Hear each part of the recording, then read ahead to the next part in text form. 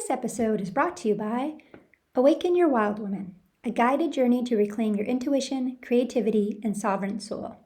If you've been feeling a pull to go deeper between the episodes, Awaken Your Wild Woman is waiting for you. You can find the link in the show notes below or go to my website at sarahdiop.com. You're listening to The Wild Woman with Sarah Diop, remembering your wild, one episode at a time. Welcome, wild women, to the summer Touchstone. I'm going to be taking a break from the podcast for July and August for the summer, but I'll be back with you on September 1st. Before I go, I just wanted to leave you with something to carry you through the summer and the warm, sun-drenched months. This summer, we're talking about passion projects, creativity, and doing something just for the pleasure of it. On the last episode, my conversation with Lori Zoss, the author of Under Caution and the founder of Growth Owl, she got me thinking. Lori wrote her debut fiction novel while running a successful business, but she didn't wait for the perfect moment. She carved out time at night, gave herself some grace and space, and created something purely for the joy of it. It reminded me of something that Karma Brown talks about in the 4% Fix. You have to take a slice of cake for yourself. And she suggests taking the first one because maybe there won't be any left at the end of the day. What she's really saying is, if it's nighttime, daytime, Lori said it was better for her at night. But the point is, it's not the leftovers. It's not the sliver that's left after a day of an exhaustion. If you don't take the piece of cake for yourself, then you'll never get any. So years ago, when I went to the shaman for healing, like I've mentioned in another episode, one of the exercises she gave me during that time changed how I thought about pleasure. She had me write down a list of things that brought me joy. Not the ones I already knew that I loved, not necessarily, but the things that I thought I might enjoy, but never even tried. So for me, I had a really hard time doing anything that was for pleasure. I was a super productive person. I read almost exclusively nonfiction because I had to read for knowledge. Pleasure wasn't really on my radar. It wasn't a priority for me. But that exercise kind of cracked something open in me. While I was there, I went to a local bookstore and picked up a fiction that was about past lives and just so outside of my wheelhouse, but I completely loved that book.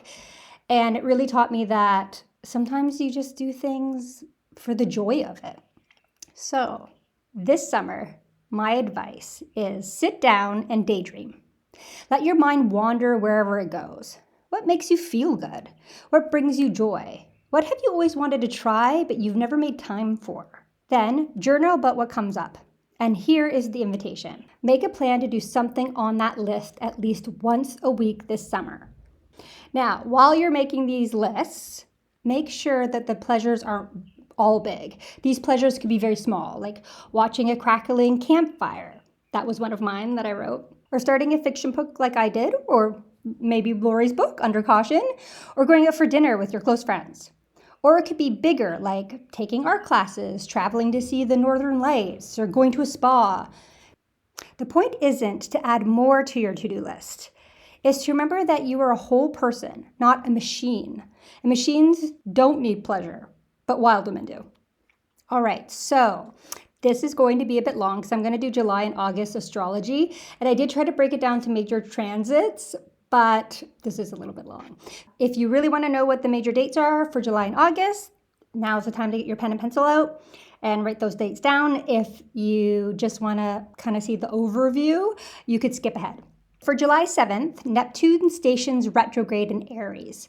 This begins a foggy period where it's difficult to see things clearly. Take your time and trust your intuition. July 9th, Venus enters Virgo. Love becomes more practical. You might be shy with new connections, but committed to what you have. July 14th, there's a new moon in Cancer. This is a beautiful time to focus on home, family, emotional foundations. A great moment to start something from the ground up or give something a second chance. This might be a great opportunity to do one of the items on your pleasure list that maybe you used to do when you were younger and you dropped it. July 20th, Sun enters Leo and Leo season begins. This is all about fun, creativity, romance, and play. It's time to let your heart lead. July 23rd, Mercury goes direct. Phew.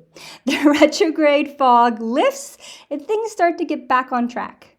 July 26th, Saturn stations retrograde in Aries.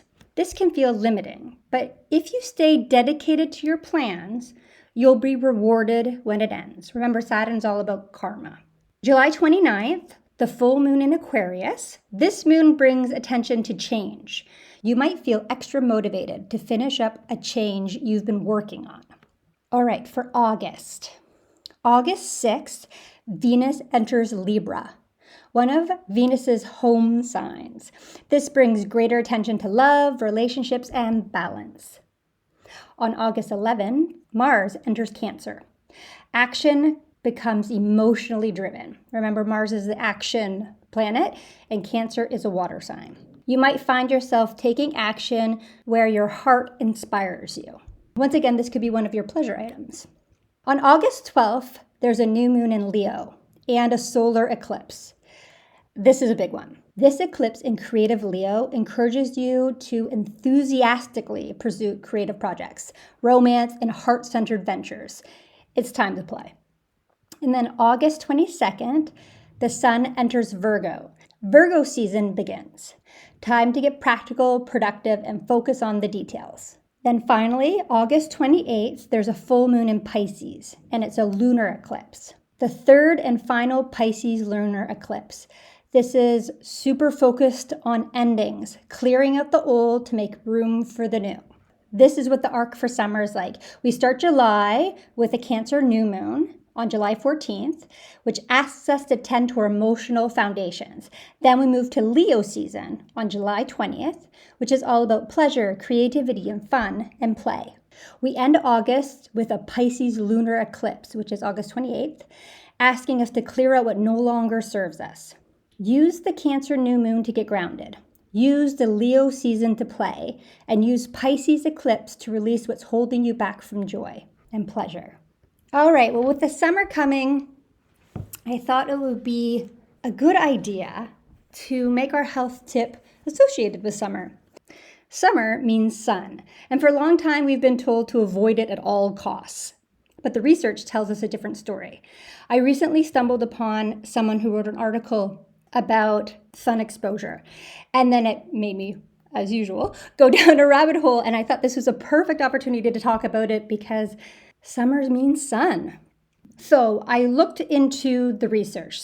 The MISS Cohort Study, led by Dr. Pile Lindquist, I butchered their name for sure, and published in the Journal of Internal Medicine, tracked nearly 30,000 women over 20 years. And this is what they found. They found that women who avoided sun exposure had a life expectancy 6 months to just over 2 years shorter than those with the highest sun exposure. Sunlight helps us produce vitamin D, regulates our circadian rhythm, which also our first spotlight with Tamu, she mentioned circadian rhythms too, and supports our mood. It's not something to fear, but something to respect. That said, I'm not suggesting that you go get burned in the sun. If you have fair skin or out for extended periods of time, there is obviously natural ways to prevent burning, like seeking the shade, covering up, slowly building your sun exposure. Natural sunscreens are out there as well that don't have as many chemicals and preservatives. I actually recently saw someone that told you how to make your own with shea butter and zinc and a bunch of other things. Anyway, look online. Or you could also use your sunblock if you're going to be out for extended periods of time. Traditional sunblock is better than burning, obviously. Use what works for you. Just don't hide from the sun entirely. And I think another reason us women hide from the sun is because apparently it ages you, but you live longer. So I think that's a whole other rabbit hole I just stepped into. So my health tip is spend a little more time in the sunshine. Don't hide from the sun. And while we're talking about summer health, let's also talk about something that brings me so much joy and pleasure, and it's farmers markets. There's nothing quite like biting into a vine-ripened tomato or a sun-warmed peach that was picked that morning. Fresh, local produce is not only delicious, it's nutrient-rich, it's good for you, it's less processed, more natural, and absolutely bursting with flavor. I highly recommend not just farmers markets for the joy of supporting our local farmers, but knowing that there's been minimal done to the food that we're eating, that it's more nutrient rich than what we probably are getting from a grocery store and something that's been imported and traveled miles and miles and picked when it wasn't ripe. So this summer season is great for heirloom tomatoes in every color. Those are my favorite. Sweet corn, so fresh you can eat it raw. Berries that taste like candy, and basil and herbs that just make everything taste better, let's be honest. And so good for you. Let's make it a pleasure to nourish ourselves. Visit your local farmers market, talk to the farmers, choose what looks the most beautiful to you, and savor every bite, because food that tastes this good is good for you too. I actually this year also signed up for one of those farmer baskets that come, dropping out your door and you just never know what you're going to get. Those are amazing because oftentimes you get things that you are not things you normally buy. So then you have to look up recipes and things to do with them. And it just adds to your palate, but also there's so many nutrients that we're not getting because we eat the same foods all the time. It's nice to have a spectrum, right? So let's get to our ritual. Our summer ritual is obviously the pleasure list. So instead of the formal ritual like I normally do, I'm just inviting you to do something way simpler. Sit down, daydream, and make a list. And after you make this list, maybe halfway through the summer, you make a new list. And there's so many transits that are going to happen this summer that really should be making you think about, what makes me feel good? What makes me feel truly alive? What if I always wanted to try but have never made time for? What do I think might give me pleasure? What I might actually enjoy? When I think of what do I think might give me pleasure but have never done, I think about my mother, because my mother loves, and we all tease her about it, loves watching horse movies. Absolutely loves it. Any sort of horse movie, she is over the moon about how amazing it is. But she never rides horses, ever. Those are good signs and signals. Is there something you're really attracted to but you've never actually done? Those are the things you're like, maybe I'll explore if I actually would like that. Those are the kind of things you might want to put on your pleasure list. And finally, what brought you joy as a child and that you've forgotten about? What are the things you loved to do when you were a kid and just eventually didn't have time for? And why can't you go back to those things? Don't edit yourself. Write everything down, even the silly things. I think on my original list, I said I might want to sail. But, write down things that you might enjoy. I wrote so many things, and most of the things I did. The only thing I didn't do was sailing. But I even wrote that down, maybe I'd like sailing because I was attracted to sailboats. But for me, I think it was more living near the sea or being close to the ocean. But still, write anything down, even if it seems silly or like a pipe dream. There's no such thing. Then once a week this summer, I want you to go through your list, pick something from that list and do it. Not because you should, but because you deserve pleasure. Because joy is not a reward, it's a right. Let's live a life worthy of you. And don't forget to put small things, because some days in the summer will be very busy. So a small pleasure could be, for me, eating an heirloom tomato salad. Delicious. Okay, so let's get to our collective tarot and ancestor reading now. And we're going to do the same as we always do. I'm going to pull 3 cards from each. It's what our current situation is, what action we think we should be taking, and if we take that action, what the outcome will be. And remember, this is a collective reading, so take what resonates and what doesn't, let it go. All right, here we go.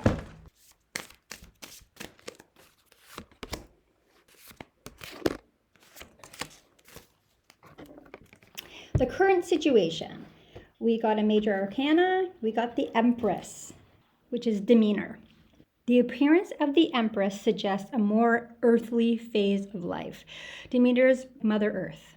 A marriage or a birth of a child may occur, in the card she's pregnant, or the birth of a creative child, or an artistic offspring. For this requires patience and nurturing of the Great Mother. This is exactly what we're talking about. If there's things that you have going on, creative projects, passion projects, this is the time. This is the time to nurture them and birth them. This card also represents the realm of the body and the instincts. And remember, she's kind of she is both peace and stagnation, life-giving and life-suffocating, right? She has Mother Earth at the cycles of life. She's both.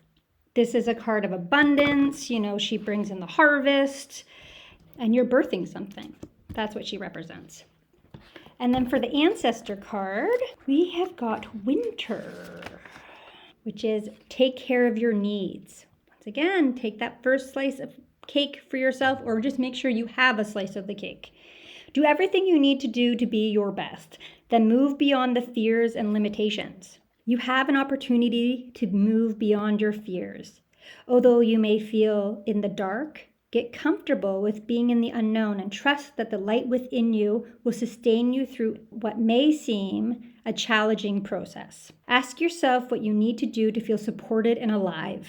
Again, we're right back to let's figure out what brings us joy, right? What gives us pleasure in life? What makes us feel alive? You may uncover something from your past that you have buried deep. Know when you unearth it and shed light on it, you create space for miracles. You may feel like a lone wolf right now, but it's time for you to be the alpha. There's a wolf on this card as well. And I think also, it might bring up things you used to do that you enjoyed. Like maybe that's the past. And those are the miracles that come from doing something that makes you feel alive. All right, so the action to be taken for our collective is the Ace of Swords. Out of conflict, some new creative viewpoint will emerge. The mental powers are awakening, and this means change in one's life. The old order is threatened, and conflicts are bound to arise. Ultimately, though, a resolution will be possible, so there might be some struggle to try to take that slice of cake yourself. And how to make that work? Because this is the theme, the goddess of justice on this card. So yes, there might be some struggle or collision, and being a conflict avoider, don't love that as an action, but this is what leads to the peace, right? Choosing yourself and new ideas of how you want to live your life, really what the action is.